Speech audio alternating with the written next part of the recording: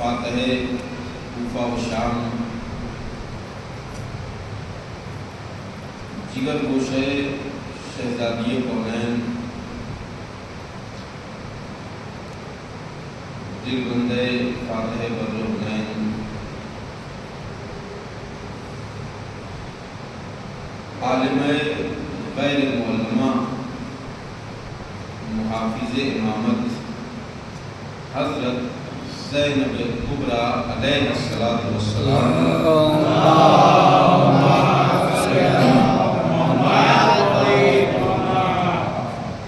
آپ کے شجاعانہ تذکرے سے تاریخ اسلام کی کتابیں بھری ہوئی ہیں،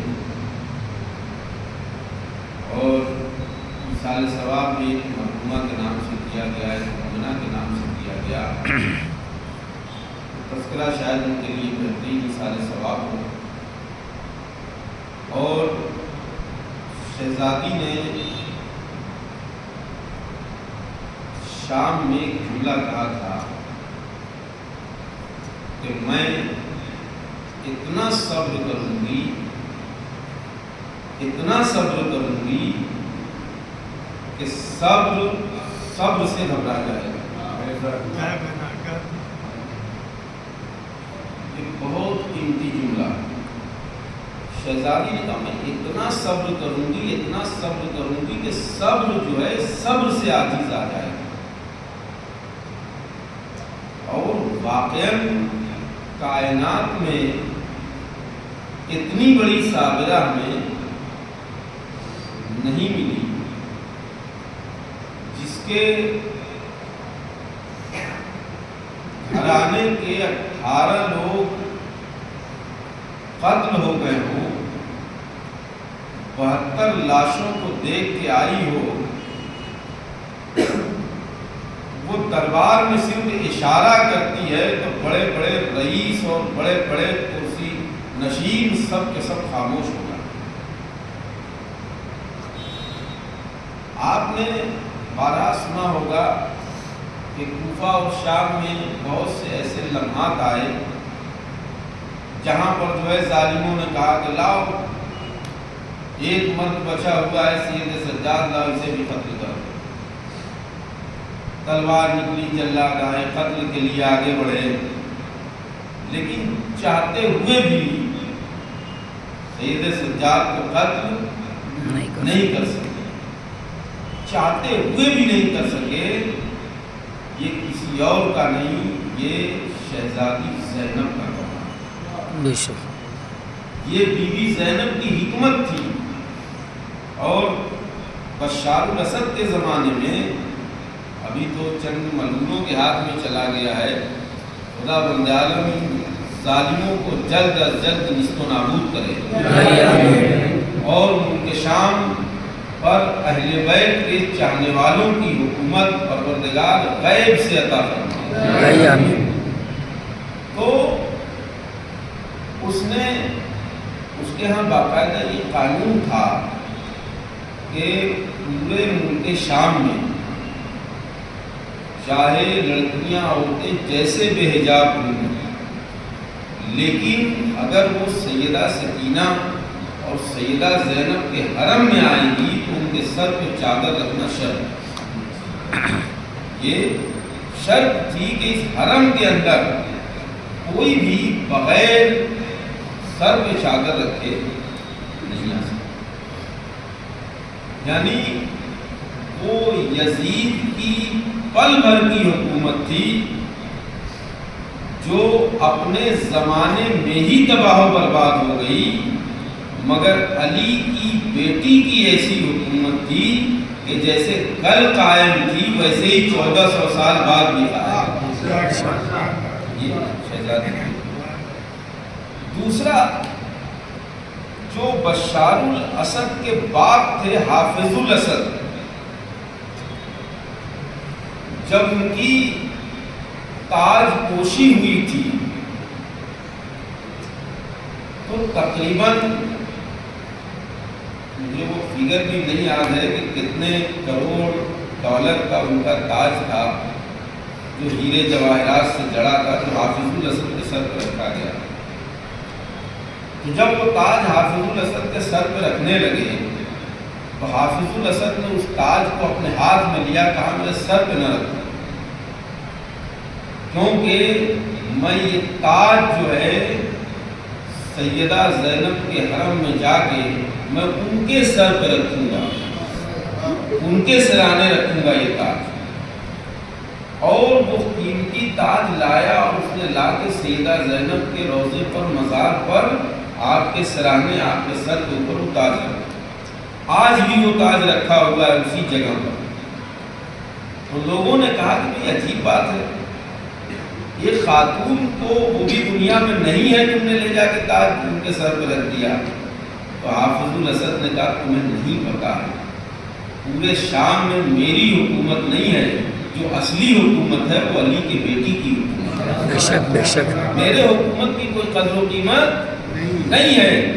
تو اسی طرح آپ یقین مانیے، اگر دشمنان محمد و آل محمد نے اہل بیت کے چاہنے والوں پر، مقدس مقامات پر اپنے ظلم و ستم کی انتہا کی، تو پھر انشاءاللہ انہیں پتہ چل جائے گا کہ روحانی طاقت کسے کہتے ہیں اور جسمانی طاقت کسے کہتے ہیں. ایک صلوات پڑھیں.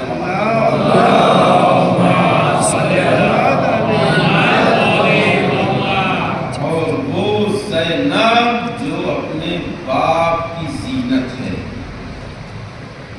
شام میں جب آپ کبھی زیارت کے لیے جائیں گے، اللہ ہم سب کو ان کے شام کی زیارت نصیب کرائے. میں جب بھی جاتا تھا ہر شب جمعہ بی بی سکینہ کے روضے پہ جب پہنچتا تھا تو اکثر و بیشتر رات زیادہ ہو جاتی تھی، 11-12 بج جاتا تھا. اور شب جمعہ میں جو ہے وہ بی بی سکینہ کے یہاں روضے پہ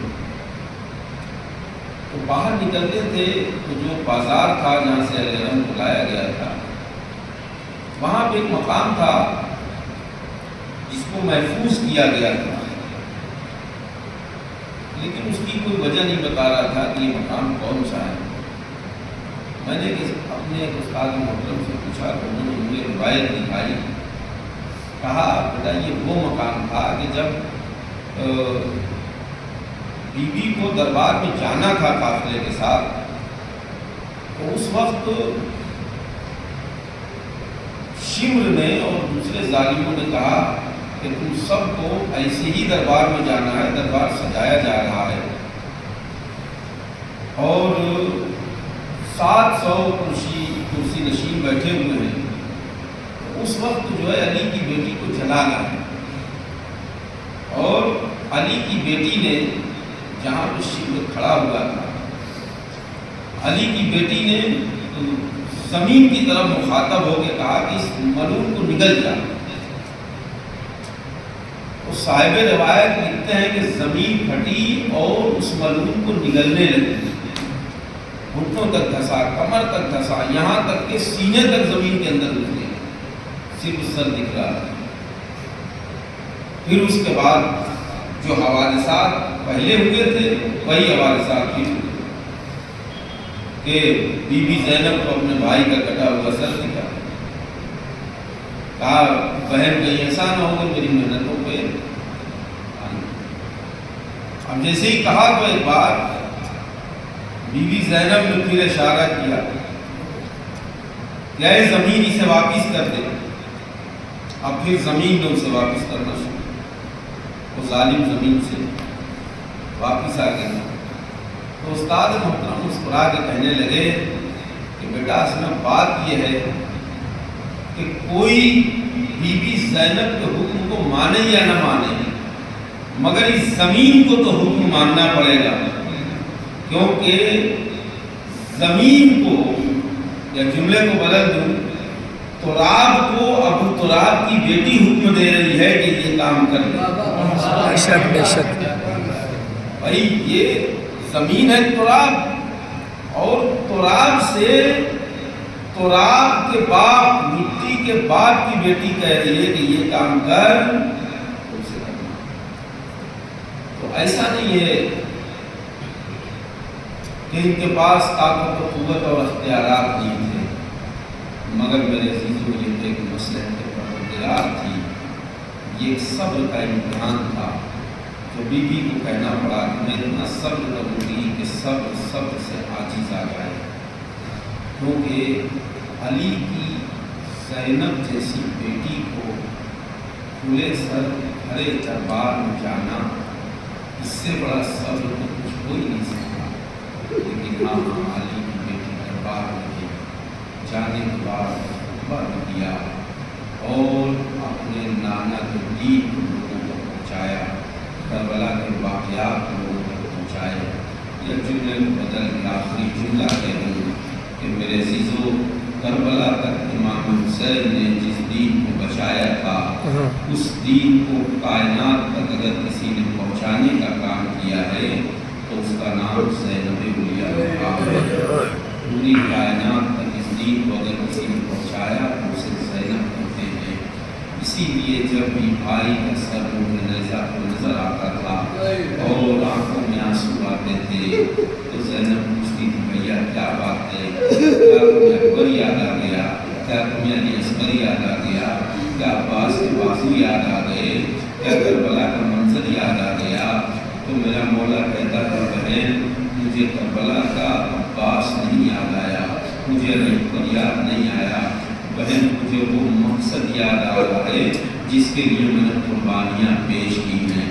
اے میری بہن ایسے ہی دربار میں چلی جاؤ، اسی میں ہماری کامیابی ہے اور اسی میں اللہ کی ربنا